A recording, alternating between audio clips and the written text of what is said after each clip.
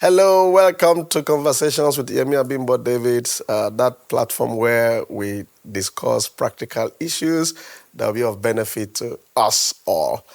We share a lot of wisdom that will benefit us all. Conversations. We want to talk about conflict resolution in such a way that builds. There's a way you try to resolve conflict in relationships and you tear each other apart. And at the end of the day, maybe the conflict was resolved, but the marriage has been dissolved. Our relationship had scattered. But as a healthy way of resolving conflicts, we are still work in progress. But God has helped us, not just maritally, but even relating with people. We have ministry friends, we have pastors, we have friends, we have family members, siblings that we have to resolve things one way or the other. And I would feel having such a conversation would help us to be better because there will always be that time when, beyond the word conflict, like disagreements or maybe misunderstandings. And if we do not know how to handle such moments, it can be hijacked by strange spirits to create more problems. But it doesn't have to be like that. Let's welcome Bimbo David. Okay, I think the first thing I would say is some people are taken aback when it comes to conflicts because they feel there shouldn't even be conflict, especially with marriage or deep, close relationships. With that mentality of, I'm my husband, my wife, we're in love, we love each other. Why should there be conflict? So a lot of people get,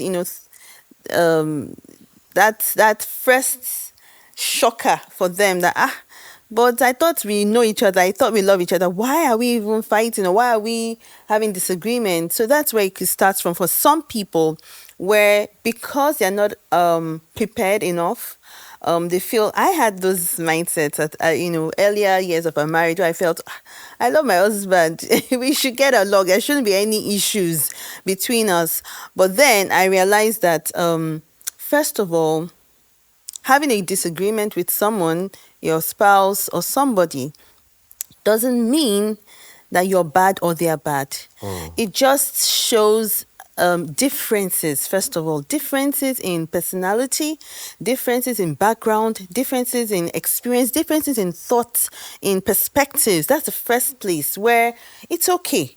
So don't get too. I know that sometimes, like what we're focused on today is that learning to resolve conflicts without it tearing people apart. But first of all, understand that it's okay. You can have a healthy conflict resolution process. Doesn't have to be Yes. military style. You can even disagree.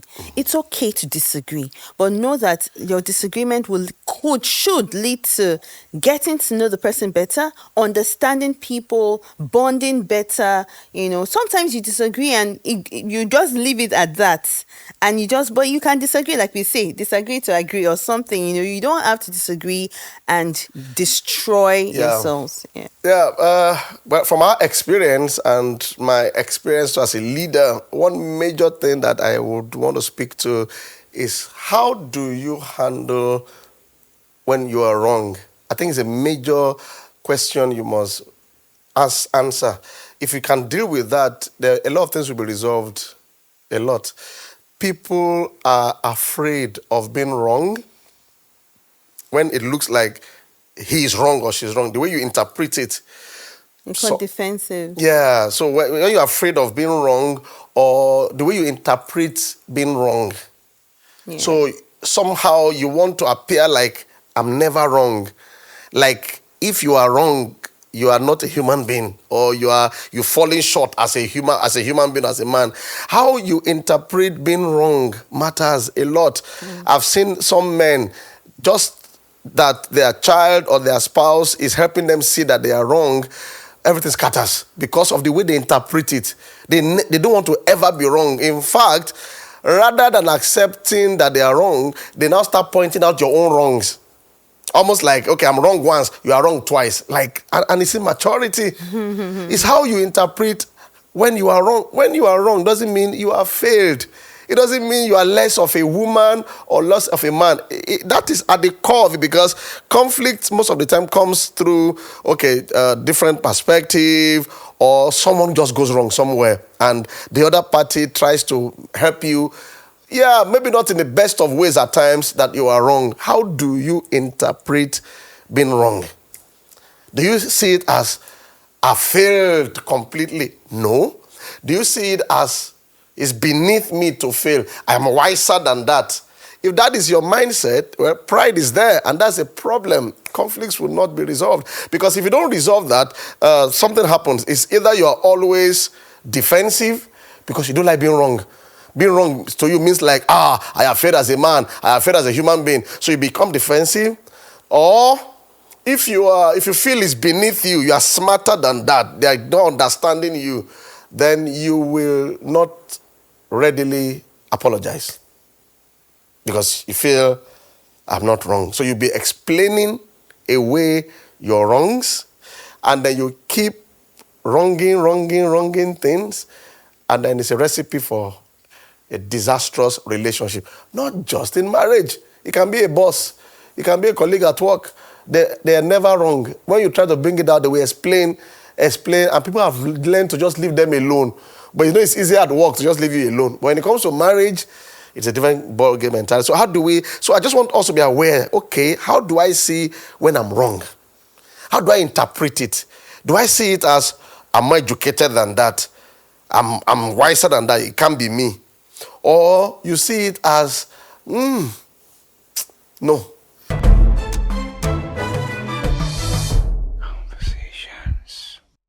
So can I just say something? I think a lot of people, their reality is unconscious because it's something they picked from childhood. They saw it as, you know what, this is how relationships are. Where, especially in Africa, this part of our world, where the father or the husband or the male figure, the boss, is the one that has the final say or the more right say in that sense. So they pick it up and unconsciously it plays out in their adult life. The same thing with even conflict, real conflict, where you see children that are having conflicts with one another, and somebody is throwing it, not even just one another. So the parent says something to a child, and the child throws a tantrum, because that's a form of conflict, right? The way children even deal with conflict, something doesn't go right, or you take something from them and they don't like it, and the way they express themselves in that conflict will play out in adulthood. Do you understand what I'm trying to say? So it's a lot of this expressions has to do with childhood, where sometimes it's just unconscious. They just show it unconsciously, it's there, and they just pick it up. But that's why we are saying that the awareness that human beings will have disagreements. If there's anything we are doing on conversations, is to also create awareness generally. Yeah. Sometimes they're not just aware. Some of the arguments that people have so lengthy, and a genuine apology would have shortened it, and the way forward have been discussed. But sometimes it's so lengthy because somebody believes that, I'm not wrong, say. And it's because he is afraid to be wrong. He feels that if he's wrong, it's like shedding tears. Some of our men believe that when you cry as a man, you are not. Or a parent apologizing to their child. Oh. We didn't grow up like that in that sense. Yeah. So you don't even think it's that you are showing your child that, as an adult, you can never be wrong. An adult cannot be wrong. Even if they are wrong, we package it, and we have a way of telling the child, instead of telling the child that I was wrong, I'm sorry. So, we have such upbringing issues. We have so many things we grew up with, and unfortunately, those things show up in our relationships. Yeah. There are different sides to it. There's a side of people can have a different perspective to things. Yes. I use the example of mathematics. 2 plus 3 equals to 5. 3 plus 2. 3 plus 2 equals to 5. 4 plus 5 plus 0 equals to 5. Now, 7 minus 2 equals to 5. So that alone helps your thinking that, that I'm seeing things from this perspective, it's not the only perspective. Your Yeah. wife can have a different Yes. perspective. Yes. Your child can, Absolutely. as long as it's not contradicting a major life's principle. Yeah. Do you know 10 minus 5 equals to 5? So you are adding 3 plus 2 equals to 5, 1 plus 4. And somebody comes and says, okay, let's even subtract. You say, no, we must always be adding. No, no. So that's the first thing, perspective. Then number 2 is, even when people are wrong, let's not wrong them. As a man, I think we are more culpable. When something is wrong, there's a way you express the person's wrong that you have made the person feel like a complete failure. With our children, even when they have any challenge with any subject, you try to zero in on that subject. It doesn't mean the child is a failure. We didn't grow up like that, but we are learning new skills and we have to learn it. Every generation must be better than the previous. So, okay, the child has a challenge with mathematics. The problem is mathematics.